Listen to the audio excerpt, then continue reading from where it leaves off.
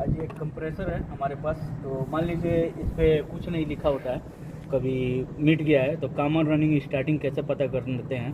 तो सबसे पहले हम लोग ये पॉइंट पकड़ेंगे, ऐसा एक पॉइंट पे ये अपना क्लेम मीटर लगाएंगे और कंटिन्यूटी पे क्लेम मीटर को कर लेंगे। उसके बाद से चेक करेंगे।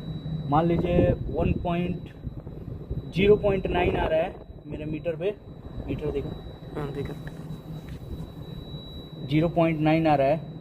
तो ऐसे हम करके ये ऐसे एक बना लेंगे 3 कोर में एक डायग्राम। तो इधर 0.9 लिख देंगे, ठीक है। और उसके बाद से हम लोग ये ऊपर से दूसरे वाले पॉइंट पे चेक करेंगे। दूसरे वाले पॉइंट पे मान लीजिए 0.5 आ रहा है, तो ये हम लोग लिख लिए इधर 0.5, ठीक है। 0.9 0.5।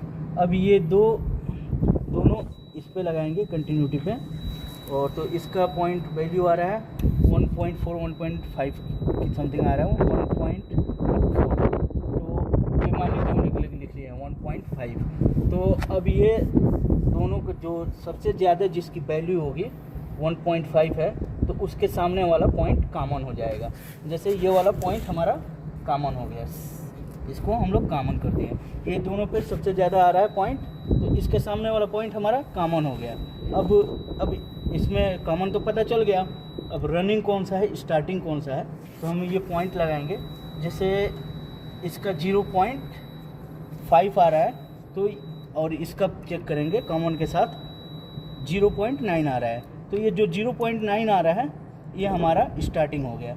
जैसे ये 0.9 आ गया तो ये हमारा स्टार्टिंग हो गया, और ये 0.6 रनिंग हो गया, ठीक है। तो इस तरह से हम लोग फाइंड आउट करते हैं कि कॉमन